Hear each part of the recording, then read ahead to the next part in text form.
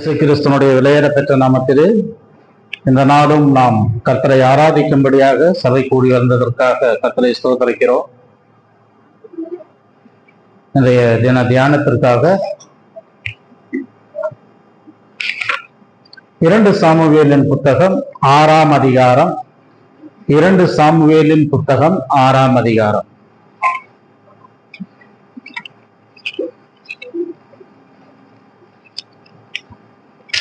ஏழாம் வசனமும் 22ஆம் வசனமும் நாம் வாசிக்கலாம். அப்பொழுது கர்த்தருக்கு ஊசாயின் மேல் கோபம் மூண்டது. அவருடைய துணியை நிமித்தம் தேவன் அங்கே அவனை அடித்தார். அவன் அங்கே தேவனுடைய பெட்டியண்டிலே செத்தான். 22ஆம் வசனம். இன்னும் நான் நீங்களும் என் பார்வைக்கு 6ஆம் அதிகாரம் 22ஆம் வசனம்.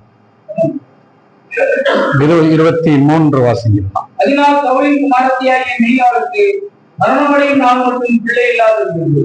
ஜெபிப்போம்.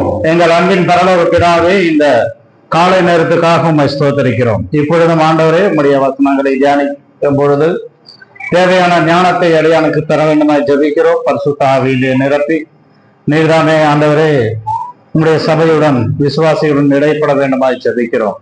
ஆண்டவரே, வீணான வார்த்தைகளை அலட்டாதபடிக்கு அடியானுக்கு வாய்க்கு ஆண்டவரே நீர் ஆண்டவரே கட்டுகளை ஆண்டவரை போட வேண்டுமாய் ஜெபிக்கிறோம். அது மட்டுமல்லாமல் ஏன் இந்த தியானத்தை ஆண்டவரை நாங்கள் தியானிக்கிறோம், இதனால் எங்களுக்கு என்ன பிரயோஜனம், இதனால் எங்களுடைய வாழ்க்கையை நாங்கள் ஒப்பிட்டு பார்த்து அதன்படி சரி செய்து கொள்ள உதவி செய்யும். கர்த்தரும் இரட்சகருமாகிய இயேசு கிறிஸ்துவில் ஏறப்பெற்ற நாமத்தின் மூலம் கேட்டுக்கொள்கிறோம் பிதாவே. ஒரு இடத்துல ஒரு 6 நாள் கூட்டங்கள் நடந்தது. கான்வெகேஷன் சபை கான்வெகேஷன் நடந்து கொண்டிருந்தது. ஒரு குடும்பத்திலிருந்து ஒரு வேலைக்கே போகாமல் 6 நாளும் கூட்டத்திற்கு போவதும் வீட்டிற்கு வருவதுமாக இருந்தார். அவர் படிப்பறிவு இல்லாதவர். அதனால அவருடைய மனைவி அவரிடத்தில் கேட்டாராம், நீ டெய்லி இந்த கூட்டங்களுக்கு போயிட்டு வரையே, எதையாவது பிரயோஜனம் இருக்கா? உனக்கு படிப்பறிவு இல்லை, நீ மரமண்ட, உனக்கு ஒன்றும் ஏறாது. ஆனா போயிட்டு வீட்டுக்கு வந்து சாப்பிட்டு வேலைக்கு போகாம தூங்கிட்டு இருக்கியே என்ன 6ஆவது நாள் அவங்கள கேள்வி கேட்டிருக்காங்க.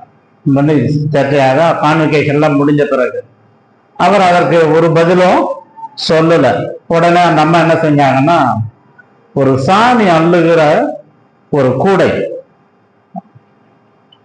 அந்த மூங்கில்னாலே பின்னப்பட்ட கூடையை கொடுத்து, நீ வெளியில இருக்கிற தொட்டியிலிருந்து 6 தடவை இந்த தண்ணியை மொண்டு, இந்த தட்டிலே தண்ணியை மொண்டு கூடையில கொண்டு வா என்று சொல்லியிருக்கிறார்.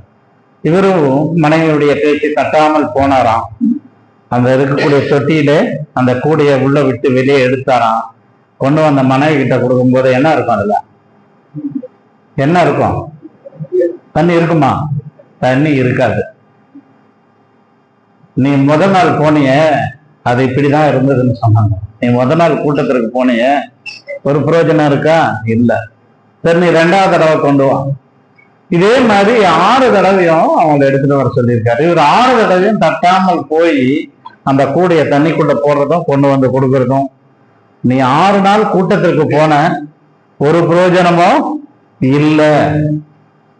எதுக்காக வீணா நீ அங்க போய் உட்காந்துக்கிட்டு வேலைக்கு போகாம குடும்பத்துக்கு தேவையான பணத்தை தராம என்ன பிரயோஜனம்னு கேட்டாங்க.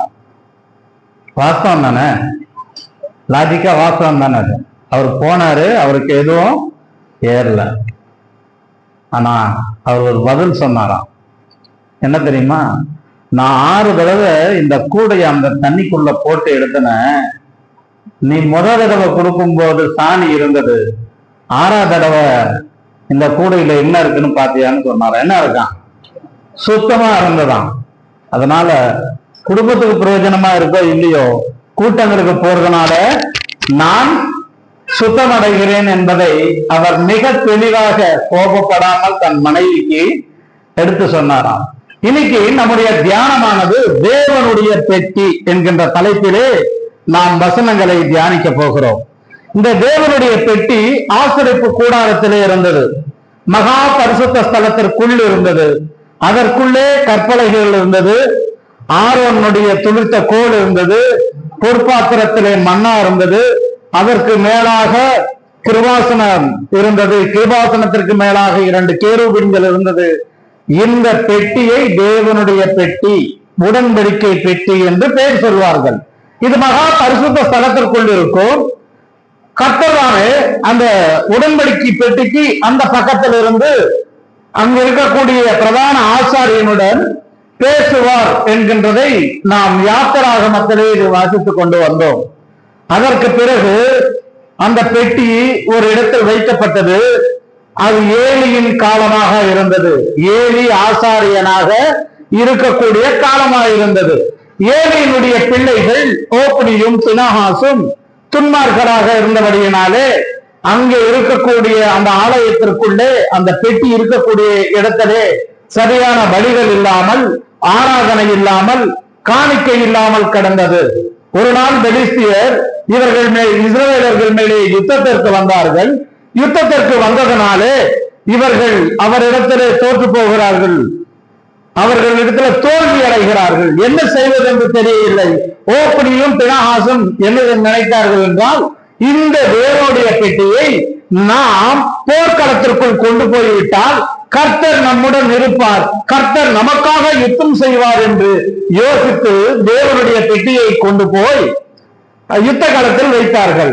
ஆனால் கர்த்தர் அவர்களோடு இல்லை. அவர்கள் துன்மார்க்கர்களாக இருந்தபடியினாலே பெலிஸ்தியர்கள் ஜெயித்தார்கள். இப்பொழுது கர்த்தருடைய பெட்டியையும் பெலிஸ்தியர்கள் கொண்டு போய்விட்டார்கள். இது எல்லாம் நாம் 1 சாமுவேல் 5ஆம் அதிகாரத்திலிருந்து நாம் தியானிப்போம் என்றால் இது நமக்கு புரியும். அதற்கு பிறகு அவர்கள் அந்த தேவனுடைய பெட்டியை கொண்டு போய் அவர்களுடைய தெய்வமாகிய தாகோன் என்கின்ற ஒரு ஆலயத்திலே, அதாவது முதலாவதாக அஸ்தாரோத் என்கின்ற ஒரு இடத்திற்கு கொண்டு போனார்கள். அந்த அஸ்தாரோத் ஊரிலே தாகோன் என்கின்ற ஒரு தேவதையின் ஆலயம் இருந்தது. அந்த ஆலயத்திற்குள்ளே தேவனுடைய பெட்டியை வைத்தார்கள். விடிந்தவுடன் பார்த்தால் அந்த தேவதை இந்த பெட்டிக்கு நேராக குப்புற விழுந்து கிடந்தது. அவர்கள் அதை எழுப்பி திரும்பவும் நிற்க வைத்து போனார்கள். அடுத்த நாள் வந்து பார்த்தால் திரும்பவும் அந்த தேவதை குப்புறாக கிடந்தது. கை கால்கள் வெட்டப்பட்டவர்களாய் காணப்பட்டால் அவர்கள் உடனே பயந்தார்கள். பயந்து இந்த தேவனுக்கு முன்பாக நம்முடைய தேவதை வணங்குகிறதை நமக்கு சரியாக தென்படவில்லை, இதை என்ன செய்யலாம் என்று அவர்கள் யோசிக்க ஆரம்பித்தார்கள். அது மட்டுமல்ல, அங்கு இருக்கக்கூடிய ஜனங்களுக்கு உடலெல்லாம் கொப்பளங்கள் வர ஆரம்பித்தது. கர்த்தருடைய கோபம் அதிகமாகிவிட்டது. அங்கிருந்து காத் என்கின்ற ஒரு பட்டணத்துக்கு அனுப்பிவிட்டார்கள். காத்து பட்டணத்திற்கு போன பிறகு அங்க இருக்கக்கூடிய ஜனங்களுக்கு மூலவியாதி வர ஆரம்பித்தது. கர்த்தருடைய பெட்டி காத்து பட்டணத்திற்கு போன பிறகு அங்கு இருக்கக்கூடியவர்களுக்கு மூலவியாதி வர ஆரம்பித்தது. அவர்கள் பயந்து அங்கிருந்து எக்ரோன் என்கின்ற ஒரு ஊருக்கு அனுப்பிவிட்டார்கள். எக்ரோனுக்கு அனுப்பிவிட்டார்கள். 5ஆம் அதிகாரம் 10ஆம் வசனம். அதனால் அவர்கள் தேவனுடைய பெட்டியை எக்ரோனுக்கு அனுப்பினார்கள். தேவனுடைய பெட்டி எக்ரோனுக்கு வருகிற போது எக்ரோன் ஊரார் எங்களையும் எங்கள் ஜனங்களையும் கொண்டு போட இஸ்ரவேலின் தேவனுடைய பெட்டியை எடுத்து எங்கள் அன்னைக்கு சுற்றி கொண்டு வந்தார்கள் என்று கூக்குரலிட்டார்கள் என்று பார்க்கிறோம். இப்படி ஒவ்வொரு இடமாக அது மாறிக்கொண்டு வருகிறது. உடனே அங்க இருக்கக்கூடியவர்கள்லாம், நான் மேலோட்டமாக சொல்லிக் கொண்டு போகிறேன், அங்க இருக்கக்கூடியவர்கள் எல்லாம் ஒன்றாக கூடி இது என்ன, இது எப்படி நாம் இந்த இடத்தை விட்டு கடத்துவது என்று அங்க இருக்கக்கூடிய அவர்களுடைய பூசாரிகளை கூப்பிட்டு அவர்களிடத்தில் கேட்டபொழுது அவர்கள் சொன்னார்கள், இது உடன்படிக்கை பெட்டி, தேவனுடைய பெட்டி, இஸ்ரவேல் ஜனங்களுக்கு முன்பாக நடந்து போனது, எரிகோவை சுற்றி வந்தது, எரிகோ விழுந்து போனது. இப்படிப்பட்ட இந்த பயங்கரமான பெட்டியை நம்மிடத்தில் வேண்டாம், இதை அவர்கள் ஊருக்கே அனுப்பிவிடலாம் என்று முடிவு செய்து ஒரு புது ரதத்தை பூட்டி, அதாவது ரதம் என்றால் மாட்டு வண்டி, பால் மாடுகளை 2 கட்டி ஒரு ரதத்தை பூட்டி அதிலே உடன்படிக்கை பெட்டியை வைத்து அனுப்புகிறார்கள். அனுப்பும் போது அவர்கள் யோசிக்கிறார்கள், நாம் இதை பின்தொடர்ந்து பெத்ஷெமேனே வரலும் போவோம், இது எந்த பக்கம் போகுதுன்னு பார்ப்போம்.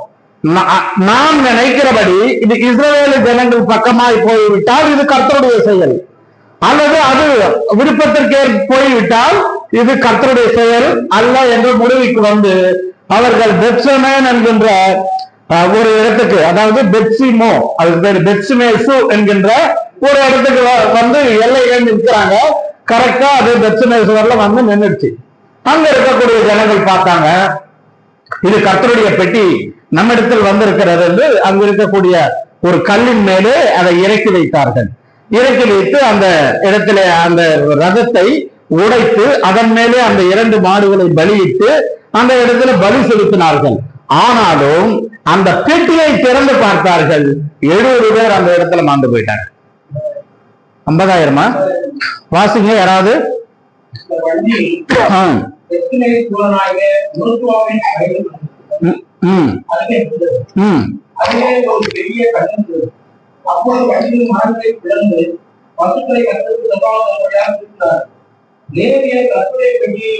அதனோடு இந்த சிறிய பெட்டியும் இறக்கி அந்த பெரிய கண்ணியுமே வைத்தார்கள். மனிதர் அனைவரும் பண்ணி வைத்தார். 50,070 பேர், மன்னிக்கணும், 19ஆம் வசனத்துல 50,070 பேர் மாண்டு போனார்கள். இது இப்படி நடந்து கொண்டிருக்கும் பொழுது அங்க திரும்பவும் கிரியத்தாரின் என்கின்ற ஒரு இடத்திற்கு அனுப்பப்படுகிறது. அங்கே ஒருவருடைய வீட்டிலே அது வைக்கப்படுகிறது. அவருடைய பெயர் என்ன? அமினதாப். அவருடைய பெயர் அமினதாப். 2 சாமுவேலின் புத்தகம் நாம் தியானித்த பகுதிக்கு வந்து விடலாம். 6ஆம் அதிகாரம். அபினாதாபின் வீட்டில் கொண்டு வந்து வைத்தார்கள். 20 வருடம் அங்க இருந்தது. எத்தனை வருஷம்? 20 வருஷம் அபினாதாபின் வீட்டிலே இருந்தது. இப்போ தாவீது ராஜாவாகிறார். நம்முடைய செய்திக்கு இப்பதான் நம்ம வர்றோம். தாவீது ராஜாவாகி விட்டார். ராஜாவான உடனே கர்த்தருடைய பெட்டி பெலிஸ்தியர் கையிலிருந்து வந்து அபினாதாபின் வீட்டில் 20 வருடங்களாக இருக்கு. இதை என்ன பண்ணோம்? நம்முடைய இடத்திற்கு இதை கொண்டு போய் விடலாம் என்று அவர் யோசிக்க ஆரம்பித்தார். இந்த 6ஆம் அதிகாரத்துல ஒரு 4 நபர்கள் இருக்காங்க. யாரெல்லாம் தெரியுமா? தாவீது, நீங்க நோட் பண்ணிக்கங்க. 2வது ஊசா, 3வது ஒபெத்ஏதோம், 4வதாக மீகால். இந்த 4 பேருடைய சரித்திரம் தான் இந்த 6ஆம் அதிகாரம் முழுவதும். அதாவது உடன்படிக்கை பெட்டி, தேவனுடைய பெட்டி மையமாக வைத்து இந்த 4 பேருடைய கருத்துக்கள் என்ன, இந்த 4 பேருடைய மனநிலைமை, அந்த பெட்டியின் நிமித்தம் இவர்களுடைய மனநிலைமை என்ன என்பதை, அதனால் யார் ஆசீர்வாதம் பெற்றார்கள், யார் சாபத்தை பெற்றார்கள், யார் ஆசீர்வாதத்தை பெற்றார்கள், யார் சாபத்தை பெற்றார்கள். பெட்டி ஒன்றுதான், பெட்டி ஒன்றுமே செய்யவில்லை. பெட்டி மையமாக வைத்து, அதாவது கர்த்தருடைய பண்டிகையை மையமாக வைத்து என்னுடைய கருத்து என்ன, நான் அதன் பட்சத்தில் என்னுடைய மனநிலைமை என்ன, இவர்களுடைய மனநிலைமை என்ன, இவர்களுடைய மனநிலைமை என்ன. கர்த்தருடைய பந்தி ஒன்றுதான், அதில் எந்த மாற்றமோ இல்லை. தேவனுடைய பெட்டி ஒன்றுதான். இங்கு 4 நபர்களை குறித்து தியானிக்க போகிறோம். முதலாவதாக தாவீது, 2வதாக ஊசா, 3வதாக ஒபோதேல், 4வதாக மீகால். இந்த 4 பேருடைய மனநிலைமை என்ன? இப்போ தேவனுடைய பெட்டி பெலிஸ்தர் கரத்தில் இருந்து வந்து விட்டது. அதை முதலாவதாக தாவீதை குறித்து நாம் தியானிப்போம் என்றால், தாவீதுக்கு கர்த்தருடைய பெட்டி என்றால் பயம் இருக்கிறது. கர்த்தருடைய பந்தி என்றால் நமக்கு பயம் இருக்கா இல்லையா தெரியல. கர்த்தருடைய பெட்டி என்றால் தாவீதுக்கு பயம் இருக்கு, பயங்கரமான பயம். 6ஆம் அதிகாரம் 2ஆம் வசனம். கேருபீன்களின் நடுவே வாசமாயிருக்கிற சேனைகளுடைய கர்த்தரின் நாமம் கொண்டு வரப்படுகிற தேவனுடைய பெட்டியை வாழை யூதாவிலிருந்து கொண்டு வரும்படி அவனும் அவனோடு இருந்த அந்த தளத்தார்கள் இருந்து போய் தேவனுடைய பெட்டியை ஒரு புது ரதத்தின் மேல் ஏற்றி 2 சாமுவேல் 6ஆம் அதிகாரம். வாசிங்க. தேவனுடைய பெட்டியை ஒரு புது ரதத்தின் மேல் ஏற்றி அதை கிபியாவில் இருந்து அமினதாபின் வீட்டிலிருந்து கொண்டு வந்தார்கள். அமினதாபின் குமாரனாகிய ஊசாவும் அகியோவும் அந்த புது ரதத்தை நடத்தினார்கள். போதும். இங்கே தாவீது தேவனுடைய பெட்டியை மிகவும் நேசித்தான். இது நமக்குரியது, நம்முடைய தேவனுக்குரியது. இது அந்நியரிடத்தில் இருக்கக்கூடாது. அதை நேசித்தபடியினாலே அது மட்டுமல்லாமல் 2ஆம் வசனத்திலே பார்க்கிறோம், கர்த்தரின் நாமம் தொழுது கொள்ளப்படுகிற தேவனுடைய பெட்டி. கர்த்தருடைய நாமம் தொழுது கொள்ளுகிற தேவனுடைய பெட்டி என்று அந்த இடத்துல பார்க்கிறோம். அதை நம்ம இடத்துல கொண்டு வரணும். அப்படியே நீங்க 1 நாளாகமம் 13ஆம் அதிகாரத்தையும் நீங்கள் திறந்து வைத்துக் கொள்ளுங்கள். 1 நாளாகமம் 13ஆம் இது செய்தி அங்கேயும் பார்க்கலாம். 13ஆம் அதிகாரம் 8ஆம் வசனம்.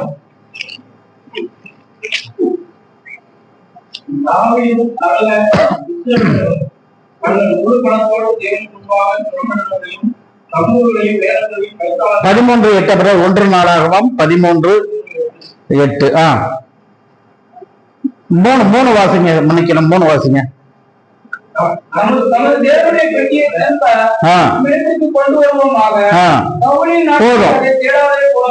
சவுல் நாட்களிலே அதை சவுல் கர்த்தரால் அபிஷேகம் பண்ணப்பட்ட ராஜா, ஆனால் தேவனுடைய பெட்டியை குறித்து கரிசனை இல்லாத ஒரு மனிதனாய் சவுல் காணப்பட்டான். ஆனால் தாவீதோ மிக பயபக்தியுடன் நாம் தொழுது கொள்ளுகிற கர்த்தருடைய பெட்டி அது நம்மிடத்தில் இருக்க வேண்டும், இது ஏன் மற்றவர்களிடத்தில் இருக்கக்கூடாது என்பதற்காக 2 சாமுவேலின் புத்தகம் 6ஆம் அதிகாரம் 5ஆம் வசனத்திலே பார்க்கும் பொழுது இஸ்ரவேல் சந்ததியார் அனைவரையும் தேவதாரு மரத்தால் பண்ணப்பட்ட சகலவித கீத வாத்தியங்களோடும் சுரமண்டலம், தம்புரு, மேளம், வீணை, கைத்தாளம் ஆகிய இவைகளோடு கர்த்தருக்கு முன்பாக ஆடி பாடி கொண்டு போனார்கள் என்று இந்த இடத்திலே பார்க்கிறோம். அதே போல 1 நாளாகமம் 13ஆம் அதிகாரம் 8ஆம் வசனத்திலே தாவீது சகல இஸ்ரவேலரும் தங்கள் முழு பலத்தோடும் தேவனுக்கு முன்பாக சுரமண்டலங்களையும் தம்புர்களையும் மேளங்களையும் கைத்தாளங்களையும் பூரிகைகளையும் சேவித்து மகிழ்ச்சியாய் ஆடி பாடினார்கள். கர்த்தருடைய பெட்டிக்கு முன்பாக முழு பலத்தோடு அவர்கள் ஆடினார்கள், முழு பலத்தோடு பாடினார்கள். கர்த்தருடைய பெட்டி என்றால் அதாவது ஆண்டவர் சொன்னமாக முழு இருதயத்தோடு முழு பலத்தோடு அன்பு கூறுவாயாக. கர்த்தருடைய பெட்டியை குறித்து அவர்கள் அன்பு கூர்ந்தார்கள். ஆனாலும் அவர்கள் செய்த தவறு என்ன என்றால் தேவனுடைய ஒழுங்கின்படி பெட்டியை கொண்டு வரவில்லை. எல்லாம் இருக்கு அந்த சபையில, பாட்டு இருக்கு, கீத வாக்கியங்கள் இருக்கு, முழு பலத்தோட சந்தோஷத்தோட கர்த்தருக்காக ஆராதனை செய்ய அவர்கள் நடந்து கொண்டிருக்கிறார்கள். ஆனால் கர்த்தருடைய ஒழுங்கு இல்லை.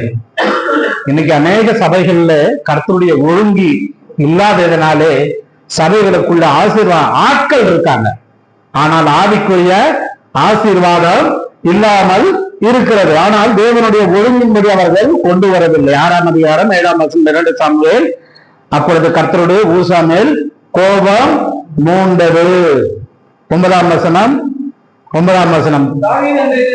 கர்த்தருக்கு பயந்து. போதும்.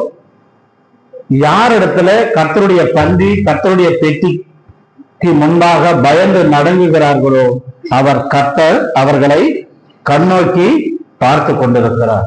அப்போ இந்த பெட்டி எப்படிதான் கொண்டு வரணும்? இந்த பெட்டியை எப்படிதான் கொண்டு வரணும்? பெட்டி பெலிஸ்தேர்கிட்ட இருந்தது, அவங்க புது ரதத்துல ஏத்துனாங்க, புது ரதத்துல கொண்டு வந்தாங்க. அதனால நாமும் என்ன பண்ணிட்டோம், ஒரு ரதத்தை செஞ்சு அதன் மேல ஏத்தணும். ஏன் இதை விசாரிக்கல? இது எப்படி கொண்டு வரணும்?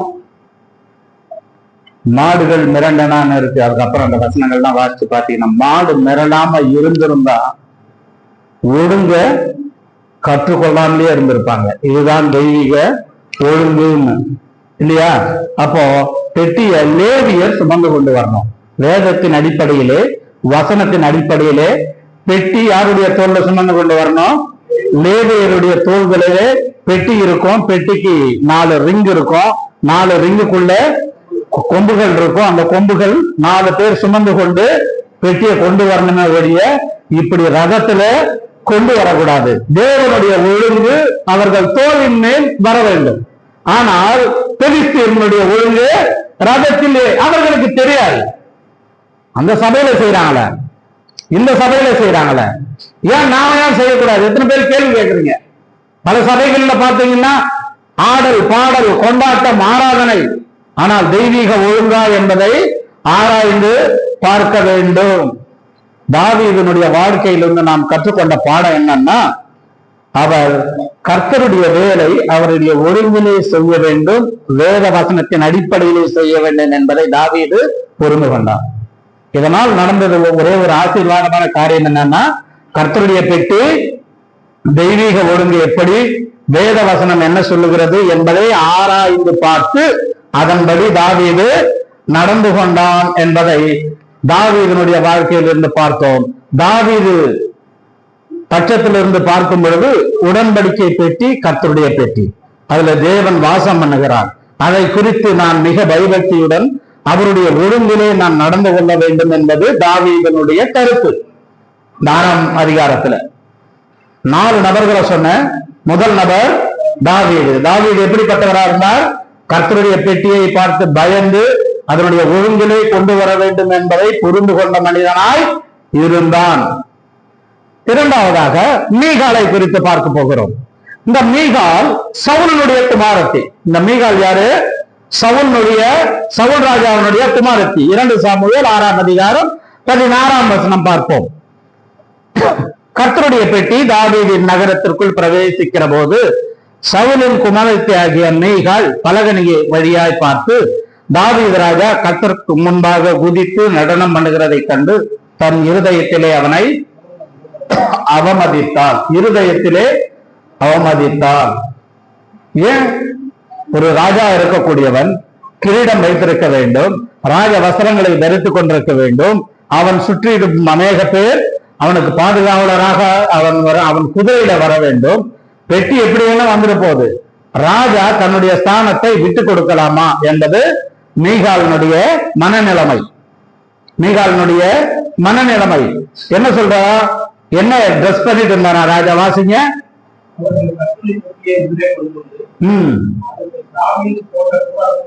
6:14 பிரதர். 2 சாமுவேல். சணல் நூல் ஏபோத்தை தரித்து கொண்டு, ஒரு ராஜா சணல் நூல் தரித்ததை தரித்துக் கொள்ளலாமா?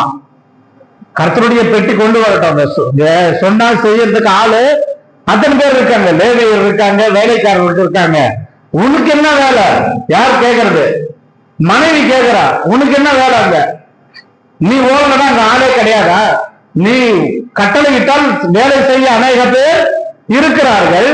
அதுவும் மட்டுமல்லாமல் 6ஆம் அதிகாரம் 20ஆம் வசனத்தை பார்ப்போம் என்றால், 6ஆம் அதிகாரம் 20ஆம் வசனம், மீகால் தாவீதுக்கு எதிர்கொண்டு வந்து அற்ப மனுஷரில் ஒருவன் தன் வஸ்திரங்களை தேய்ச்சி போடுகிறதை போல, அதாவது அற்பமானவர்கள், கீழ்த்தரமானவர்கள், இவர்கள் மிக எளிமையானவர்களை மீகாலினுடைய பார்வையில் எப்படி இருக்கிறது என்றால், மற்றவர்கள்லாம் அற்பமானவர்கள், நாங்களோ மேன்மையானவர்கள், உயர்ந்தவர்கள் என்கின்ற மனப்பான்மை. 22ஆம் வசனம் பார்ப்போம். இதை பார்க்கிலும் இன்னும் நான் நீசனும் என் பார்வை, அதாவது மீகாலினுடைய பார்வையில தாவீது எப்படி இருந்தானா? நீசனாக இருக்கிறான். அப்போ மீகாலுக்கு என்ன இல்லைன்னா, தாவீதுக்கு இருந்த பயம் மீகால் நடத்தல், மனைவியாகிய மீகால் நடத்தல இல்ல. ஏன் இல்ல? நாம் 1 நாளாகம் 13:3 பார்த்தோம். 20 வருஷம் சவுலுடைய காலத்திலே தேவனுடைய பெட்டியை குறித்து 13:3 நாளாகமம், 1 நாளாகமம்.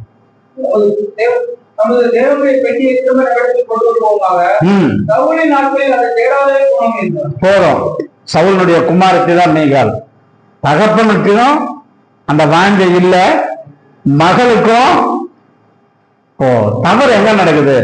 பெற்றோர் நடத்துல. நமக்கு கர்த்தர் வீட்டின் மேலே வாஞ்சை இருந்தால், கர்த்தருடைய பந்தியை குறித்த பயம் இருந்தால், நம்மை பார்த்து நம் பிள்ளைகள் கற்றுக்கொள்வார்கள். நம்மிடத்தில் இல்லை என்றால் நம் பிள்ளைகளும் அப்படித்தான் இருப்பார்கள். கர்த்தருடைய பெட்டியை குறித்த பயம் மீகாலுக்கு இல்லை, ஆனால் கணவனாகிய தாவீதுக்கு இருந்தது. ஆகையால் தாவீதையும் ஏளனமாக இவன் நீசன், இவன் வேலைக்காரர்கள் ஒருவனாக காணப்படுகிறான், சணல் நூல் தரித்திருக்கிறான் என்று அவமதித்தாள் என்று பார்க்கிறோம். இருதயத்திலே நிறைந்திருக்கிறது தான் வாயில வரும் பேசும். இருதயத்துல கர்த்தருடைய பயம் இல்ல, அவ இருதயத்துக்குள்ள அவமதித்து இருந்தது. அது வெளிப்பட்டதனாலே 6ஆம் அதிகாரம் 23ஆம் வசனத்துல பார்க்கிறோம். சவுலின் குமாரத்தை ஆகிய மீகாலுக்கு மரணமடையும் நாள் மட்டும்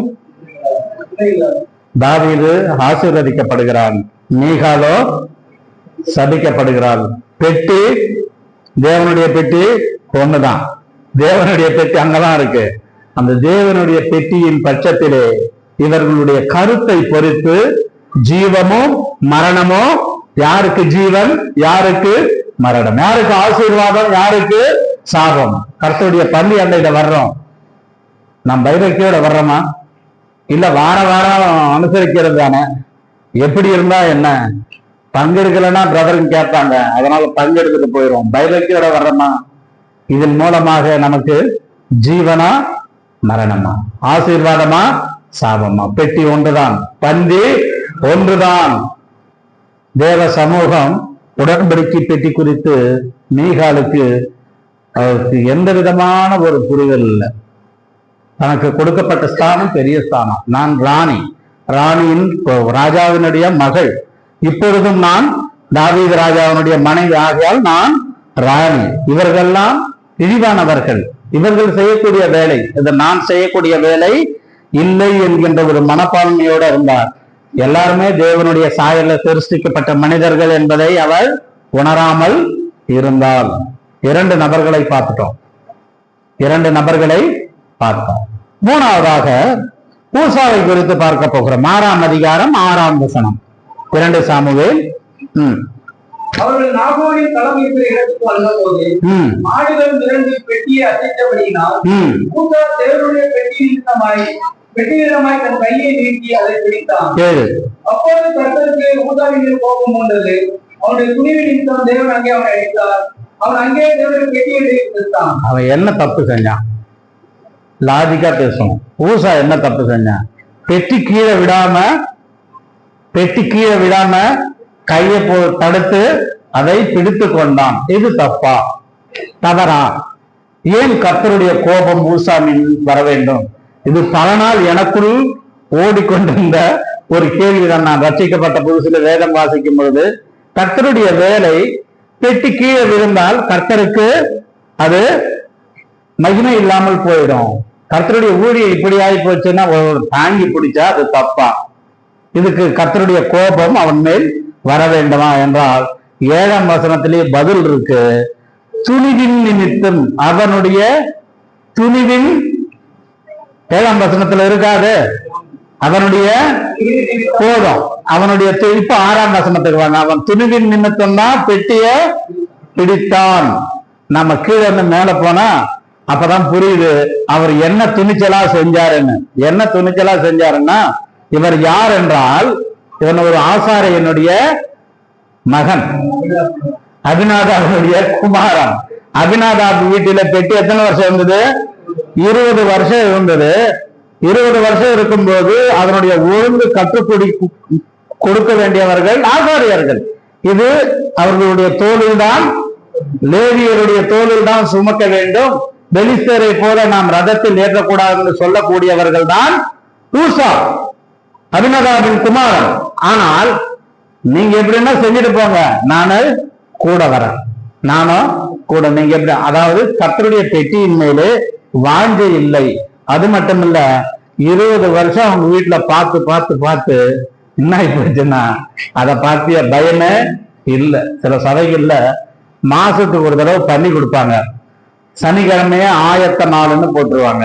அன்னைக்கு அவர்கள் சுத்தமா குளித்து ஜெபம் பண்ணி அன்றையிலிருந்தே ஆயத்தப்படுத்தி அன்னைக்கு லீவு போட்டுருவாங்க. வேலை இருந்தா கூட எதுக்கு லீவ் போட்டீங்கன்னு கேட்டீங்கன்னா அவங்க சொல்லுவாங்க, நாளைக்கு எங்களுக்கு என்னென்ன கம்யூனியன் டே எங்களுக்கு கர்த்தருடைய பள்ளி கொடுக்க போறாங்க. சனிக்கிழமை சாயந்தரத்துல இருந்து அவர்கள் ஆயத்தப்படுவார்கள். சில பேர் ஜபம் நடத்தி ஜபத்தின் மூலமாக பரிசுத்தப்படுத்தி அதற்கு பிறகு போய் அந்த பண்டிகையில பங்கெடுப்பாங்க. நமக்கு ஒவ்வொரு வாரம் இருக்கா, அதனால அந்த பண்டிகை குறித்த பயம் இல்லாம போயிடுச்சு. அந்த பெட்டி 20 வருஷம் அபிநாதாவின் வீட்டுல இருந்தது. அவனுடைய குமாரன் தான் ஊசா. அவனுக்கு அதை குறித்த கரிசனையும் இல்லை, பயமும் இல்லை. எப்படின்னா போட்டோம், எனக்கு என்ன, நானும் உங்களோட ஒருவனா வந்துட்டு போறேன். அதான் 6ஆம் அதிகாரம். வாங்க, 1 சாமுவேல் 16ஆம் அதிகாரம் 7ஆம் வசனம் நினைக்கிறேன். கர்த்தர் மனுஷரை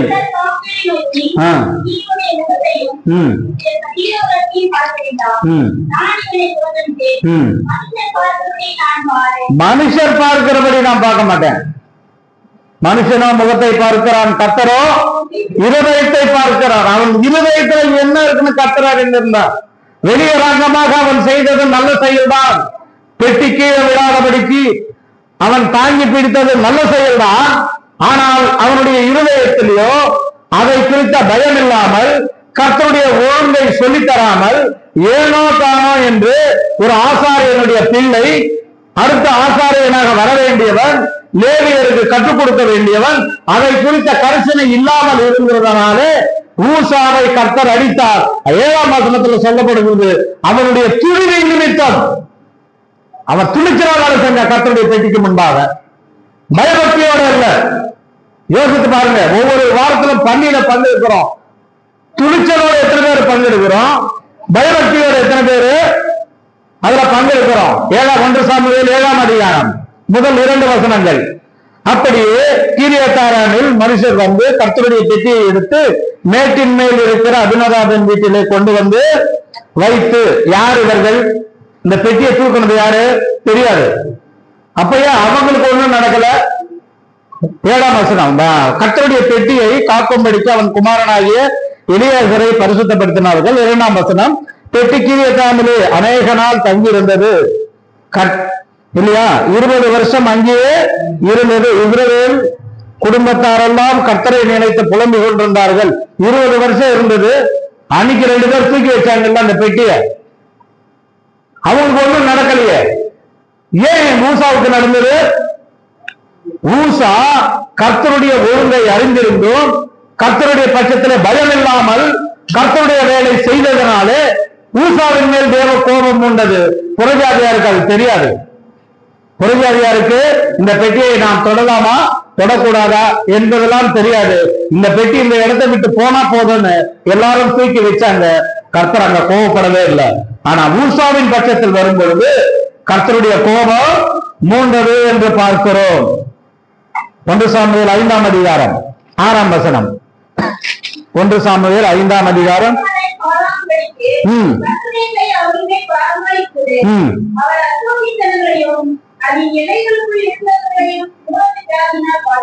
கர்த்தருடைய பெட்டி அவர்களுக்குள்ளே இருக்கக்கூடாது. ஒருவேளை இருந்ததனாலே அவர்கள் உணரும்படி மூலவியாதி வரும்படி செய்தார் கர்த்தர் அவர்களுக்கு, இல்லையா?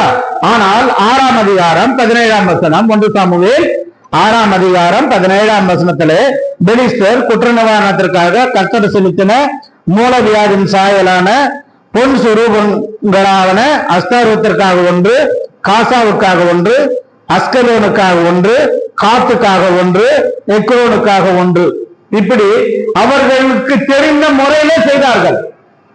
இதை செய்யலாமா வேணாமான்னு அவர்களுக்கு தெரியாது. அவர்கள் எலியின் ரூபத்திலே விக்கிரகங்களை செய்து வைத்தார்கள். ஒவ்வொரு மாநிலத்திற்காக ஒவ்வொன்று என்று அவர்களுக்கு தெரியாது. அதனால் கர்த்தர் அவர்களை மரணத்துக்கு ஒப்பு கொடுக்கவில்லை. ஊசாவை மரணத்துக்கு ஒப்பு கொடுத்தார் என்றால் ஆசாரியனா இருக்கக்கூடிய அபினதாபு குமாரனாகிய ஊசாவுக்கு அதை சொல்லி இருக்க வேண்டும். அது மட்டுமல்ல, அவர்கள் வீட்டிலே 20 வருஷம் இருந்ததுனால அதை குறித்த பயம் இல்லாமல், இது எங்க வீட்டுல இருக்க பெட்டி தானே, இது என்ன 20 வருஷம் எங்களுக்கு என்னமோ ஒண்ணுமே செய்யலையே, இப்ப எனக்கு என்ன செய்ய போகுது என்று துணிச்சலாக அவன் கை வைத்ததனால் கர்த்தருடைய கோபம் மூண்டது. ஊசா அந்த இடத்திலே மரணம் அடைந்தான். ஊசா அந்த இடத்திலே மரணம் அடைந்தான். நமக்கு பயம் இருக்கா? கர்த்தருடைய பள்ளின்னா, கர்த்தருடைய வீடுன்னா பயம் இருக்கா யாருக்காவது? அப்படி இல்லைன்னா நாமும் கணக்கு கொடுக்க வேண்டிய இடத்துல காணப்படுகிறோம். கர்த்தருடனே இருந்த ஒரு கேரூபுன்னா ஒரு தூதன், கேரூபியன்கள் இல்லையா? ஏன் வானத்திலிருந்து தள்ளப்பட்டான்? அவன் இருதயத்திலே பெருமை வந்து விட்டது. எசேக்கியேல் 28ஆம் அதிகாரம் 16ஆம் வசனத்துல பார்க்கிறோம். எசேக்கியேல் 28ஆம் அதிகாரம் 16ஆம் வசனம், உன் வியாபாரத்தின் மிகுதியினால் உன் கொடுமை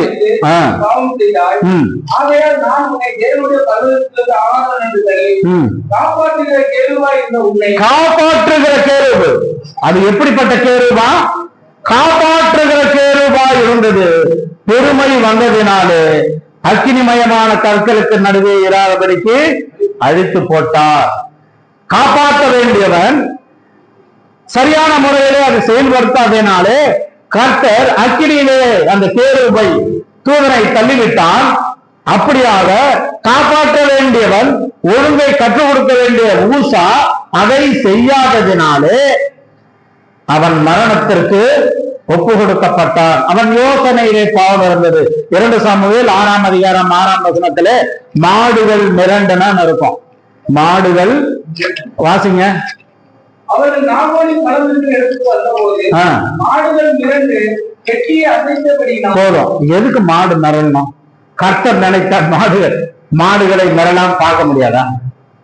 கர்த்தர் நினைத்தால் மாடுகள் மிரளாமல் கர்த்தர் அனுமதிக்கிறார். மாடுகள் மிரளணும். மிரளும் போது ஊசா நிலைமை என்ன என்று தெரியணும். நான் கையை நெட்டி பிடிக்கலன்னா அந்த பெட்டி கீழே விழுந்திருக்கும், பெட்டியில உள்ளதெல்லாம் கீழே கொட்டி இருக்கும்.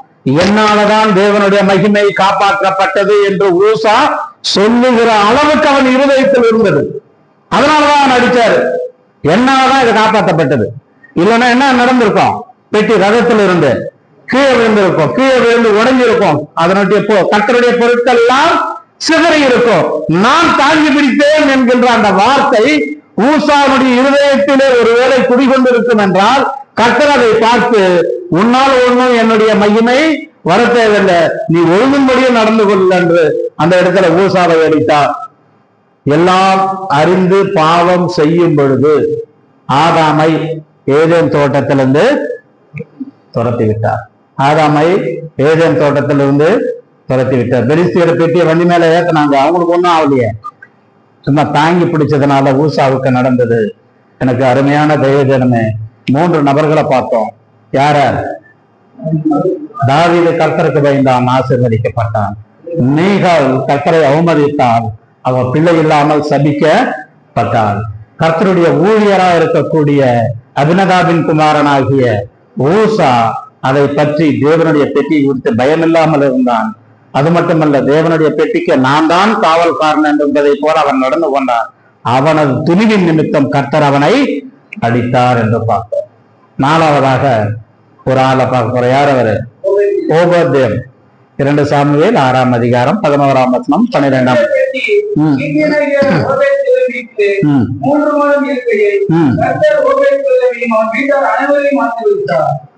பெட்டியின் நிமித்தம் ஊசா மரணம், பெட்டியின் நிமித்தம் ஓபதேமுக்கு ஆசீர்வாதம். பெட்டியின் நிமித்தம் ஊசாவுக்கு மரணம். இந்த வசனத்தை வாசிக்கும் போது நாங்க முதல்ல ஒரு இடத்துல ஒரு குடும்பம் ஒரு வீட்டுல கூடிதான் கர்த்தரை ஆராதிச்சோம். எங்க வீட்டுலதான் அப்பத்தை பிட்டு ஆராதிச்சோம். கொஞ்சம் கூட்டம் அதிகமான உடனே ஒருத்தர் எங்களுடைய இடம் தரேன், ஃப்ரெண்ட்ஸ்ல இடம் இருக்கு, நீங்க ஒரு 20 பேர் தானே, இந்த இடத்துல நீங்க ஒரு ஹட்டு, அதாவது குடிசை மாதிரி போட்டு நீங்க கர்த்தரை ஆராதிக்கலாம்னு சொல்லிட்டார். கொஞ்ச நாள் அந்த இடத்துல ஆராதிச்சுட்டு இருந்தோம். அவருக்குள்ள ஒரு மனக்கசப்பு சபைக்குள்ள வந்தது. உடனே அவர் சொன்னாரு, காலி பண்ணுங்க, இடத்த காலி பண்ணுங்கன்றாரு. நாங்க பல்லாவரத்துல இருந்து தாம்பரத்துக்குள்ள நாங்க போகாத தெருவில் காலியா இருக்கிற இடத்துல வீட்டை கேட்காத இடமும் இல்லை. ஒரு மொட்டை மாடியாவது கொடுங்க, உங்களுக்கு வாடகை கொடுத்துடுறோம். வேலைக்காரர்கள்லாம் தர்றதில்லை. யாருக்கு? வேலைக்காரருக்கு நாங்க இடத்த கொடுக்கறதில்ல. இன்னொருத்தர் சொல்றாங்க, இவங்க ராத்திரி 12 மணி ஆனா இவங்க அந்நிய பாஷை பேசி கத்த ஆரம்பிச்சிருவாங்க, நாங்க தரமாட்டோம். சரி, இன்னும் சில ஸ்கூல்ஸ்ல போய் கேட்டோம், சார் சண்டே ஆனா உங்களுக்கு ஸ்கூல் லீவ் தானே, எங்களுக்கு உங்களுக்கு கிளாஸ் ரூம் மட்டும் கொடுங்க, நாங்க வர்ஷிப்பை நடத்திட்டு போயிடுறோம். அதாவது சண்டேன்றதுனால ஸ்கூல் இருக்காது, உங்களுக்கும் பிரச்சனை இருக்காது. நோ நாங்க தரமாட்டோம். ஏன் தரமாட்டோம்? இப்படிதான் ஒருத்தர் கொடுத்தோம், அதுக்கப்புறம் அவர் காலி பண்றாரு. அவரை வெளியேற்ற நாங்க போலீஸ் ஸ்டேஷன் வரலாம், போக வேண்டியதாகி போச்சு. ஒருத்தரும் கொடுக்கல. கடைசியா ஒரு முடிவு பண்ணோம், எங்க வீட்டு மாடியிலேயே நம்ம டென்ட் போட்டுடலாம் அப்படின்னு எங்க வீட்டு மாடியில ஒரு குடிசை போட்டு கர்த்தரை ஆராதிச்சோம். அதுக்கப்புறம் ஒரு தீ விபத்து நடந்து அந்த குடிசை முழுவதும் எரிஞ்சு போனதுக்கு அப்புறம் தான் அதை திருப்பியும் வேற ஒரு இடத்துக்கு நாங்க சபையை மாற்ற வேண்டியதாகிடுச்சு. இப்போ ஓபதேமுக்கு இருக்கக்கூடிய தைரியம் என்னன்னா, கர்த்தருடைய பெட்டி கொண்டு வரும்போது ஊசா இறந்துட்டான். இதை கொண்டு போய் என் வீட்டுல வைக்கலாமா? எங்க வீட்டுக்குள்ள நான் அனுமதி கொடுத்தா என் குடும்பம் என்ன ஆகும்? ரோட்ல வரும்போதே, தெருவுல வரும்போதே ஊச வெறும் கை நீட்டினதுக்காகவே இறந்து போயிட்டான். இதை கொண்டு போய் என் குடும்பத்துல நான் வச்சா, என் வீட்டுக்குள்ள நான் அனுமதித்தால் என் குடும்பத்திற்கு மரணம் வராதா என்கின்ற சந்தேகம் அவனுக்குள் வரல. எத்தனை பேர் வீட்டுல இன்னைக்கு கான்டாக்ட் மீட்டிங் வைங்க, யாராவது அனுமதிக்கிறோமா எங்க வீட்டுக்குள்ள வந்து ஜெபம் பண்ணுங்கன்னு? சில பேர் அனுமதிக்கவே மாட்டாங்க. திருட்டம் பிரதர், நாங்க சர்ச்சுக்கு வந்துட்டு போயிடுறோம், சர்ச்சில் நடக்கிற மீட்டிங்க்கு வந்துட்டு போயிடுறோம். என்ன வித்தியாசம் பாருங்க. ஒரு மரணம் ஏற்பட்டது, அது மட்டுமல்ல, அப்படி மரணம் ஏற்பட்ட ஒரு பெட்டியை என் வீட்டுக்குள்ளே என் குடும்பம் என்ன ஆகும்? என் பிள்ளைகள் ஒருவேளை ஊசாவை போல் என் பிள்ளைகள் தெரியாமல் கை நீட்டி விட்டால் எங்களுக்கும் அந்த மரணம் வரும் இல்லையா? இப்படி எல்லாம் யோசிச்சிருப்பாங்களா இல்லையா? ஒருவேளை வீட்டுக்காரம்மா கிட்ட போய் கேக்குறாங்க, நம்ம வீட்டுல இடம் கொடுத்துடலாம்னு நினைக்கிறேன் வர்ஷிப்புக்கு, மாடியில டென்ட் போடும். ஐயா, அவங்க அப்புறம் காலி பண்ண மாட்டாங்க. அந்த பசங்க எங்க வீட்டுல இருக்கிற கொய்யாக்காயெல்லாம், எங்க வீட்டுல கொய்யா மரம் இருந்தது, சர்ச்சுக்கு வர்ற பசங்க சர்ச்சு முடிஞ்சவன்னு என்ன பண்ணுவாங்க? கொய்யா மரம் எல்லாம் வேணும். ஒரு சிசு எங்க வீட்டுல இருக்கிற ஸ்பூன் எல்லாம் காணாம போகுது.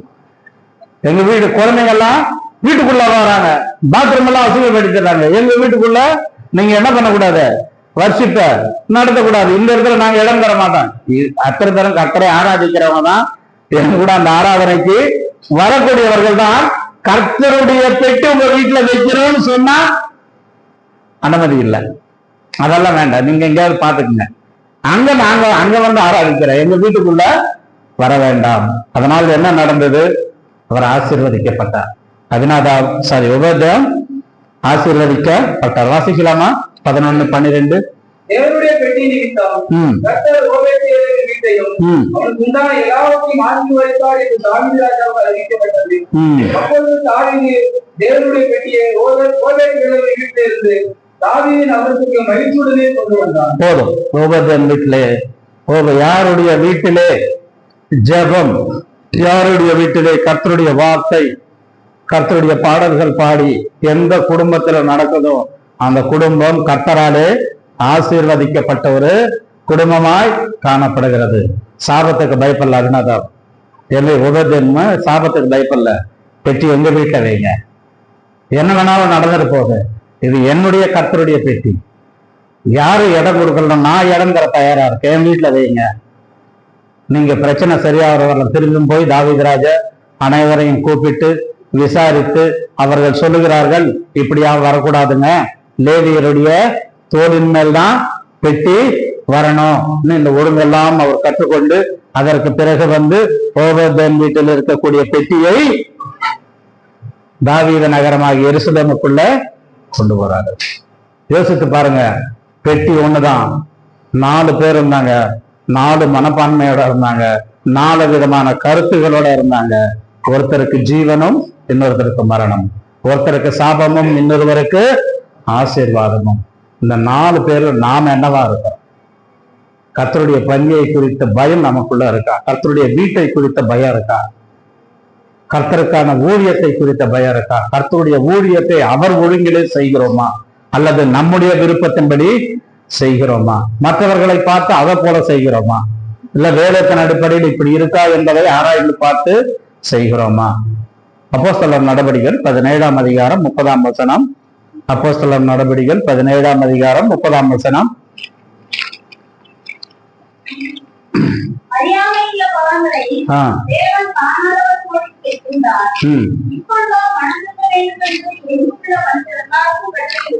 போதும். அறியாமை உள்ள காலங்கள்ல தேவன் காணாதவர் போல இருந்தார். பெலிஸ்தீரை ஒண்ணும் பண்ணல, ஏன்னா அவர்கள் அறியாதவர்கள். கர்த்தருடைய பெட்டியை குறித்த அவர்கள் அறியாதவர்கள், கட்டளை தராதவர்கள்.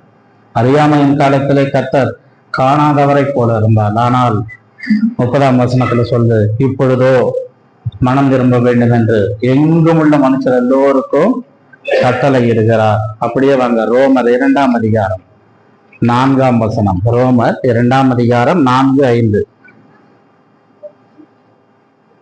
அல்லது தேவ தயவு நீ குணப்படும்படி உன்னை ஏவுகிறது அறியாமல் அவர்களின் தயவு பொறுமை நீடிய காலம் இவர்களை அச்சத்தை அகற்றுகிறாரோ உன் மன கடினத்திற்கும் குணப்படாத இருதயத்திற்கும் ஏற்றபடி தேவனுடைய நீதியுள்ள தீர்ப்பு வெளிப்படும் கோபாக்கிய நாளிலே உனக்காக கோபாக்கியை துடித்துக் கொள்கிறாயே. நீ எப்படி இருக்கிற? தேவ தயவு நீ குணப்படும்படி உன்னை ஏவுகிறது. ஆனால் இங்கிருந்து நாம் கர்த்தருடைய வார்த்தையை எது சொல்றோம்? நம்மளை ஏவுகிறது கர்த்தருடைய பயம் இருக்கணும். பெட்டியை குறித்த பயம் இருக்கணும், சமூகத்தை குறித்த பயம் இருக்கணும், கர்த்தருடைய ஆலயத்தை குறித்த பயம் இருக்கணும். அதை ஏவுகிறது. ஆனால் அந்த 2-4 வசனத்துல பார்க்கிறோம், தேவனுடைய தேவ தயவு நீ குணப்படும்படி உன்னை ஏவுகிறது என்று அறியாமல் அவருடைய தயவு பொறுமை நீடிய சாந்தம் இவைகளை ஐஸ்வர்யத்தை அசட்டை பண்ணுகிறார். உன் மனக்கடினத்திற்கு குணப்படாத இருதயத்திற்கும் ஏற்றபடி 2 வார்த்தை பயன்படுத்துறார். ஒண்ணு மனக்கடினம், குணப்படாத இருதயம் ஏற்றபடி தேவனுடைய நீதியுள்ள தீர்ப்பு வெளிப்படும் கோபாக்கினை நாளிலே உனக்காக கோபாக்கினையை குவித்திக் கொள்ளுகிறாயோ. கண்களை மூடுவோம், கர்த்தரை நோக்கி பார்ப்போம். நான் தாவீதை போலவா, மீகாலை போலவா, ஊசாவை போலவா, உபேதம் போலவா? நான் யாரை போல இருக்கேன்? தேவனுடைய பெட்டி ஒன்றுதான், தேவனுடைய பெட்டியில் ஒன்றுமில்லை. ஆனால் இவர்களுடைய இருதயத்தில் என்ன இருந்தது? இவருடைய இருதயத்தில் என்ன இருந்தது? ஒவ்வொருடைய மனநிலைமை என்ன என்பதை கர்த்தர், மனுஷரோ முகத்தை பார்ப்பான், கர்த்தரோ இருதயத்தை பார்க்கிறார். நம்முடைய ஒவ்வொருவருடைய இருதயத்தை கர்த்தர் அறிவார். அப்படியாக இருக்க நான் கர்த்தர் தாமே இந்த வசனங்களை ஆசீர்வதிப்பாராக. நாம் ஜெபிப்போம்.